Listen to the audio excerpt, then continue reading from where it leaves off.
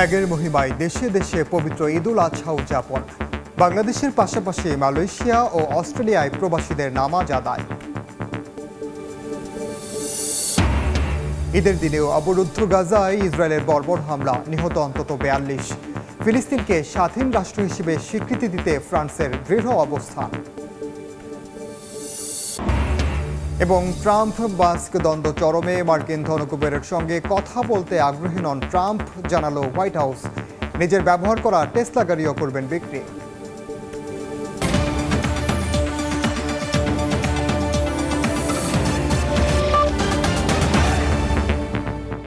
আন্তর্জাতিক সময়ের সঙ্গে আছে আমি ওমর ইনাদ। বাংলাদেশের পাশাপাশি এশিয়ার বিভিন্ন দেশে উদযাপিত হচ্ছে পবিত্র ঈদুল আজহা। ভারত, পাকিস্তান, মালয়েশিয়া ও দক্ষিণ কোরিয়ায় শনিবার ঈদের জামাত অনুষ্ঠিত হয়। নামাজ শেষে ত্যাগের মহিমায় দেয়া হয় পশু কোরবানি। ভারতের দিল্লির ঐতিহাসিক জামা মসজিদে ঈদের প্রধান জামাত অনুষ্ঠিত হয়। এতে কয়েক হাজার মুসল্লি একসঙ্গে নামাজ আদায় করেন। এছাড়া মালয়েশিয়ার বিভিন্ন মসজিদে ঈদের নামাজ আদায় করেন প্রবাসী বাংলাদেশিরা। শনিবার ভারতে উদযাপিত হয় মুসলমানদের অন্যতম প্রধান ধর্মীয় উৎসব পবিত্র ঈদুল আজহা।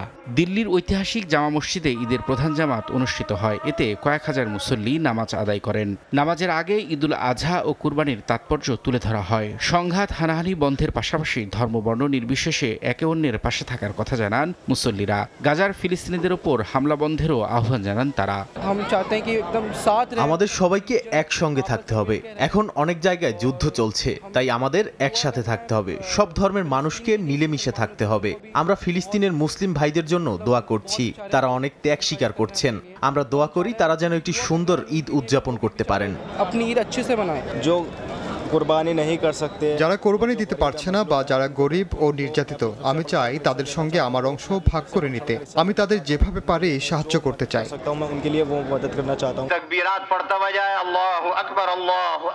প্রতিবেশী পাকিস্তানেও ধর্মীয় ভাবগাম্ভীর্য ও যথাযথ মর্যাদায় উদযাপন করা হয় ঈদ। সকালে ঈদের নামাজ আদায়ের পর আল্লাহর নৈকট্য লাভের আশায় দেয়া হয় পশু কোরবানি।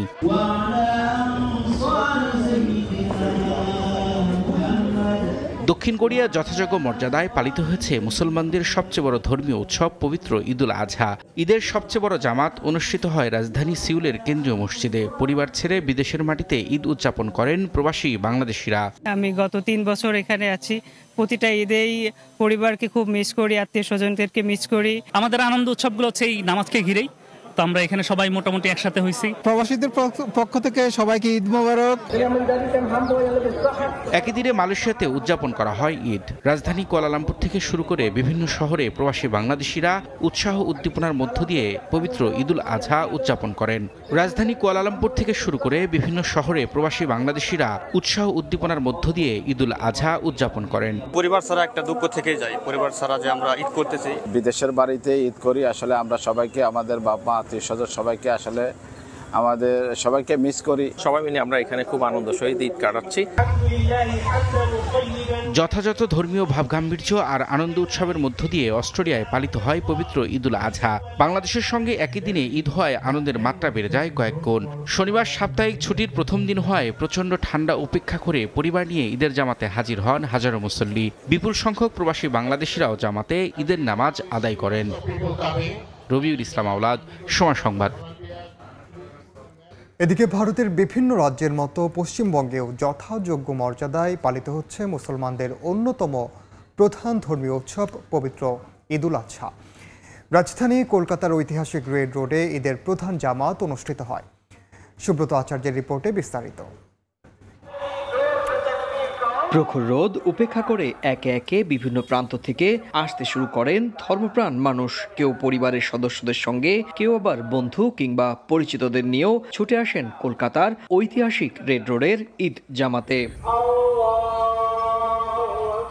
ঘড়ির কাঁটায় স্থানীয় সময় সকাল 8:30টায় জামাত শুরু হয়। ধনী দরিদ্র সব শ্রেণী পেশার মানুষ এক কাতারে দাঁড়িয়ে নামাজ আদায় করেন।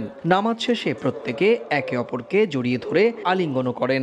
আল্লাহর কাছে দোয়া করছি যেন এইভাবে শান্তিপূর্ণভাবে আমাদের জীবন যায়, আর যারা আছে পুরো আমাদের দেশবাসী সবাই যেন শান্তিপূর্ণভাবে জীবনটা কাটে। আজকের দিনটা একটু স্পেশাল, সবাই তাই জন্য একটু ভালো করে কাটাবো। ভারতের অন্যতম বৃহত্তম কলকাতার এই রেড রোডের ঈদের জামাতের আয়োজন করে কলকাতার খেলাফত কমিটি।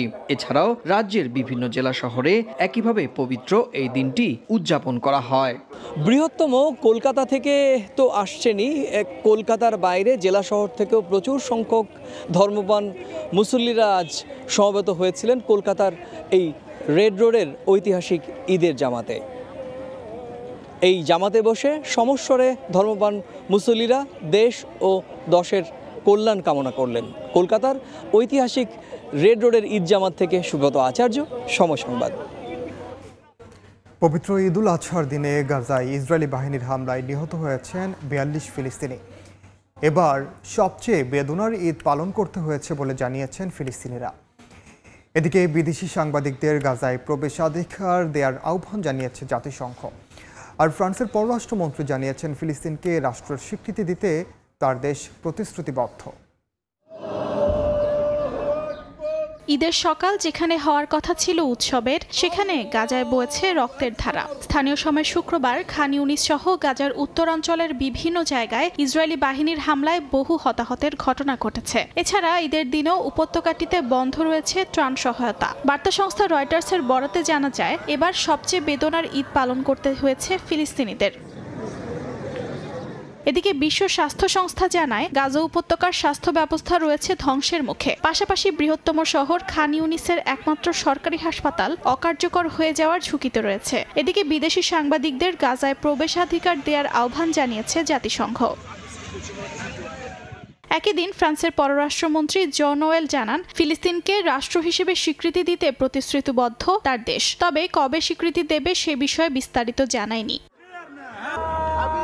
গাজার স্বাস্থ্য মন্ত্রণালয়ের তথ্যানুযায়ী 2023 সালের 7 অক্টোবর যুদ্ধ শুরু হওয়ার পর থেকে এ পর্যন্ত গাজায় নেতানিয়াহু বাহিনীর হামলায় নিহত হয়েছেন 54,667 ফিলিস্তিনি। আহত এবং বাস্তুচ্যুত হয়েছে কয়েক লাখ মানুষ।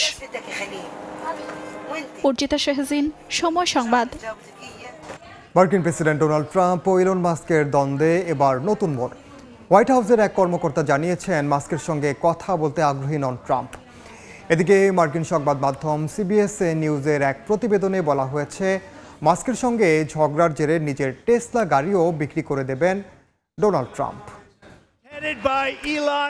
মঙ্গলবার মার্কিন প্রেসিডেন্ট ডোনাল্ড ট্রাম্পের কর ছাড় ও ব্যয় বিলকে জঘন্য উল্লেখ করে তা বাতিলের আহ্বান জানান ইলন মাস্ক। তার মতে এ বিল দেশের বাজেট ঘাটতি বাড়াবে। এরই জেরে মাস্কের কোম্পানির সঙ্গে সরকারি চুক্তি বাতিলের হুমকি দিয়েছেন ট্রাম্প। পরে সামাজিক যোগাযোগের মাধ্যমে মাস্ককে বাতিলগ্রস্ত বলেও অভিহিত করেন ট্রাম্প।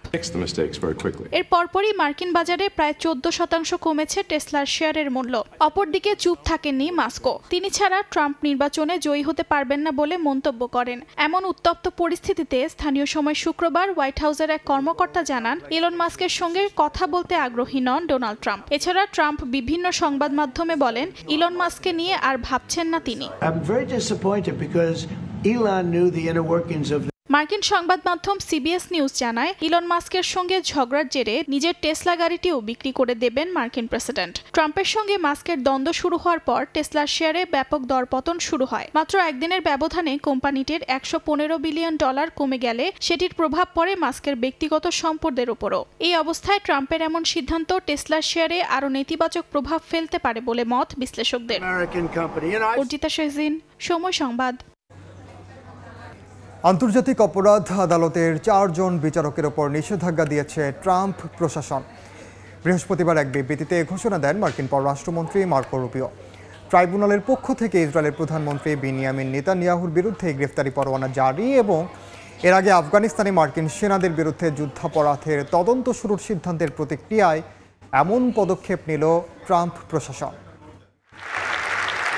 স্থানীয় সময় বৃহস্পতিবার এক বিবৃতিতে মার্কিন পররাষ্ট্রমন্ত্রী মার্কো রুবিও ঘোষণা দেন, আন্তর্জাতিক অপরাধ আদালতের 4 জন বিচারকের ওপর নিষেধাজ্ঞা দিয়েছে ট্রাম্প প্রশাসন। বার্তা সংস্থা রয়টার্স জানায়, যুক্তরাষ্ট্র সহ মিত্রদের বিরুদ্ধে ভিত্তিহীন ও অবৈধ পদক্ষেপ নেওয়ার অভিযোগে এই নিষেধাজ্ঞা জারি করা হয়েছে।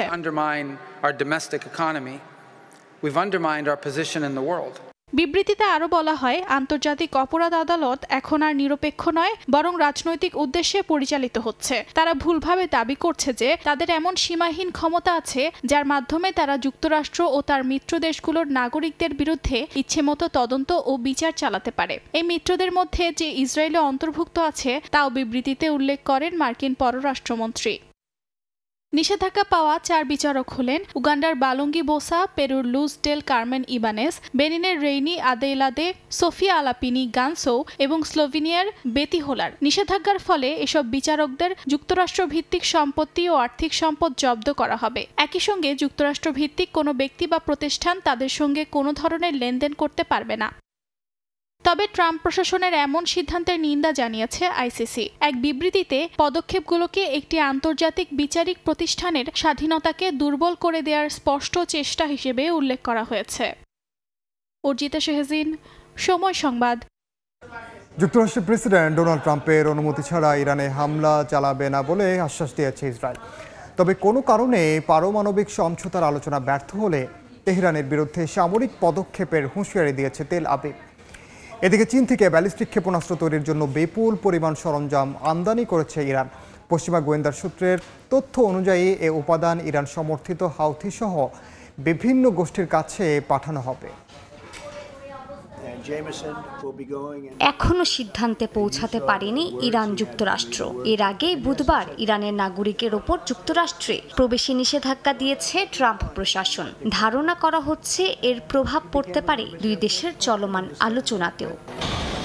এমন শঙ্কার মধ্যেই চীন থেকে বিপুল পরিমাণ অ্যামোনিয়াম পারক্লোরেট আমদানি করেছে ইরান, যা দিয়ে প্রায় 800 ব্যালিস্টিক ক্ষেপণাস্ত্র তৈরি সম্ভব। একাধিক পশ্চিমা গোয়েন্দা সূত্র জানিয়েছে, এই উপাদান দেশটির ক্ষেপণাস্ত্র উৎপাদন কেন্দ্রের পাশাপাশি হাউতি বিদ্রোহী সহ আঞ্চলিক ঘনিষ্ঠ গোষ্ঠীদের কাছে পাঠানো হবে। গত অক্টোবরে ইসরায়েলের হামলায় ইরানের একাধিক ক্ষেপণাস্ত্র কারখানার ব্যাপক ক্ষতি হয়। সে ক্ষতি কাটিয়ে উঠতেই চীন থেকে উপাদান সংগ্রহ করেছে তেহরান। যদিও বেইজিংয়ের দাবি, এ ধরনের উপকরণে তাদের কঠোর রফতানি নিয়ন্ত্রণ রয়েছে। এদিকে ইরানকে লক্ষ্য করে ইসরায়েল যে কোনো সময় হামলা চালাতে পারে বলে আশঙ্কা প্রকাশ করে যুক্তরাষ্ট্র। তবে ট্রাম্প প্রশাসনকে ইসরায়েল আশ্বস্ত করেছে, আলোচনার ফলাফল না জানা পর্যন্ত তেহরানের পারমাণবিক স্থাপনায় আক্রমণ চালাবে না তারা। ওয়াশিংটনে সফররত ইসরায়েলের কৌশল বিষয়ক মন্ত্রী রন ডারমার, মোসাদের পরিচালক ডেভিড বার্নিয়া এবং জাতীয় নিরাপত্তা উপদেষ্টা জাচি হানগিভি মার্কিন কর্মকর্তাদের জানান, কূটনৈতিক সমাধান পাওয়ার সম্ভাবনা শেষ না হওয়া পর্যন্ত সামরিক পদক্ষেপ নেওয়া হবে না।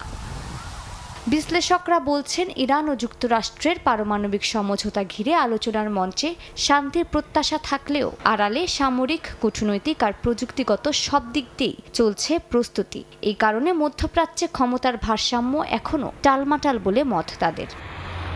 মালিহা সুহরওয়ার্দী, সময় সংবাদ। কথার লড়াইয়ে আবারও বাড়ছে ভারত পাকিস্তান উত্তেজনার পারদ। সন্ত্রাসবাদের বিরুদ্ধে লড়াইয়ে 15 বছরে 90,000 পাকিস্তানি প্রাণ হারিয়েছে বলে দাবি করেছেন শাহবাজ শরীফের উপদেষ্টা তারিক ফাতেমি।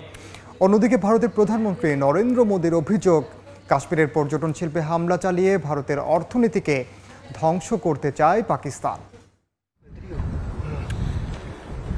কাশ্মীরের পর্যটকদের ওপর সন্ত্রাসী হামলার জেরে ভারত পাকিস্তান সংঘাত আপাতত থামলেও পাল্টাপাল্টি অভিযোগ থেমে নেই। সন্ত্রাসীদের পাকিস্তান প্রশ্রয় দিচ্ছে, ভারতের লাগাতার এমন অভিযোগের মধ্যে এবার নয়াদিল্লির বিরুদ্ধে পাল্টা অভিযোগ তুলেছে ইসলামাবাদ। সন্ত্রাসবাদের বিরুদ্ধে লড়াইয়ে গেল 15 বছরে 90,000 পাকিস্তানি প্রাণ হারিয়েছে বলে দাবি করেছেন পাকিস্তানের প্রধানমন্ত্রী শাহবাজ শরীফের উপদেষ্টা তারিক ফাতেমি। এছাড়া এ লড়াইয়ে প্রায় $150 কোটি ক্ষতি হয়েছে বলেও দাবি করেন তিনি। মস্কো সফরে রাশিয়ার পররাষ্ট্রমন্ত্রী সের্গেই ল্যাভরভের সঙ্গে বৈঠকের পর এসব দাবি করেন ফাতেমি। বলেন, সীমান্তের বাইরে থেকে আসা হুমকি এখন বড় চ্যালেঞ্জ। আবারও ভারতের পেহেলগামে সন্ত্রাসী হামলায় জড়িত থাকার অভিযোগ প্রত্যাখ্যান করেছে ইসলামাবাদ। তবে পেহেলগামের সন্ত্রাসী হামলার জন্য আবারও পাকিস্তানকে দায়ী করেছেন ভারতের প্রধানমন্ত্রী নরেন্দ্র মোদী। কর্ণাটকে চেনাব নদীর ওপর বিশ্বের সর্বোচ্চ রেল সেতু উদ্বোধনের সময় তিনি অভিযোগ করেন, পাকিস্তান কাশ্মীরের পর্যটন খাত ধ্বংস করার পাশাপাশি সাম্প্রদায়িক দাঙ্গা উস্কে দিতে চাইছে। মানবতা, পর্যটন এবং কাশ্মীরিদের রুজিরুটির বিরুদ্ধে পাকিস্তানের অবস্থান বলেও দাবি করেন নরেন্দ্র মোদী। বলেন, এই হামলা মানবতার ওপর সরাসরি আঘাত। ইসলামাবাদ সন্ত্রাসকে প্রশ্রয় দিয়ে কাশ্মীরিদের ভবিষ্যৎ ধ্বংস করতে চায় বলে অভিযোগ ভারতের প্রধানমন্ত্রীর। ইয়াসমিন অনন্যা, সময় সংবাদ। চালকবিহীন বৈদ্যুতিক ট্রাক চালু করল চীন। আপাতত খনির কাজে এই ট্রাক ব্যবহার করা হচ্ছে। কৃত্রিম বুদ্ধিমত্তা, ক্লাউড কম্পিউটিং এবং 5G এই প্রযুক্তির উপর নির্ভর করে বর্তমানে দেশটিতে 100টি চালকবিহীন ট্রাক চলছে।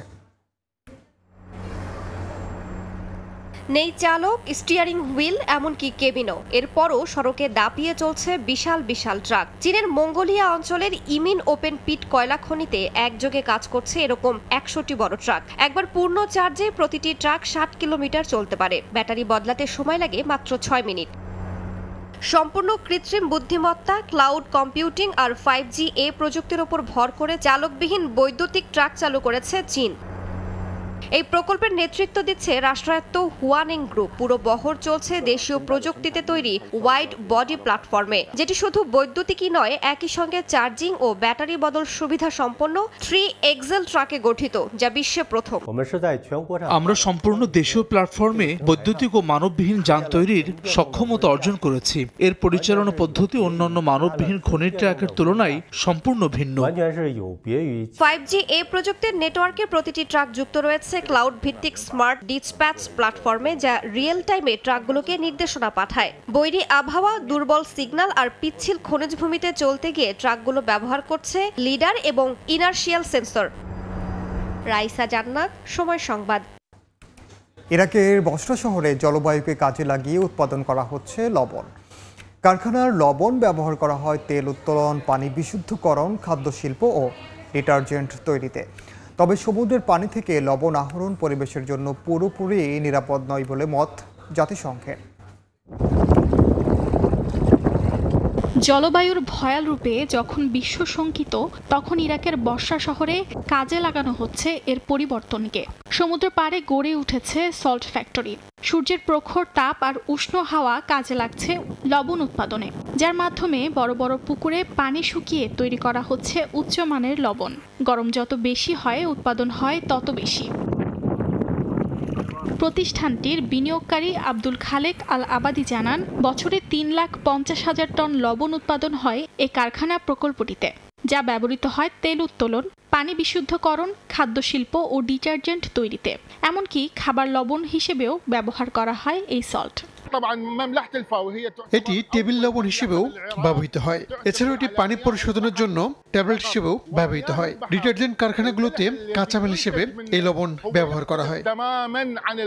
জাতিসংঘের পরিবেশ সংস্থার মতে, শিলা লবণ খননের চেয়ে কম ক্ষতিকর হলেও সমুদ্রের পানি থেকে লবণ আহরণ পরিবেশের জন্য পুরোপুরি নিরাপদ নয়। এ ধরনের প্রকল্পের বর্জ্য উপকূলীয় পরিবেশ ও জীববৈচিত্র্যের বিরূপ প্রভাব ফেলতে পারে বলেও সতর্ক করে সংস্থাটি। জাতিসংঘ আরও জানায়, পানি সংকট এবং চরম আবহাওয়ার কারণে ইরাক এখন জলবায়ু পরিবর্তনের সবচেয়ে ঝুঁকিপূর্ণ দেশগুলোর ভেতর অন্যতম। অর্চিতা শেহজিন, সময় সংবাদ। এ পর্যায়ে আন্তর্জাতিক সময়ের শীর্ষ সংবাদ জানিয়ে দিচ্ছি আরেকবার।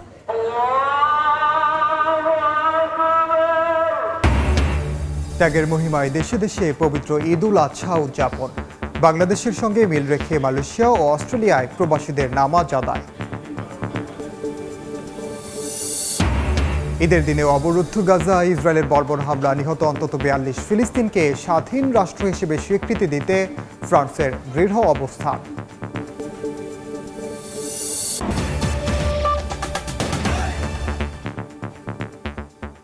এই ছিল আন্তর্জাতিক সময়ের সঙ্গে থাকুন সময়ে।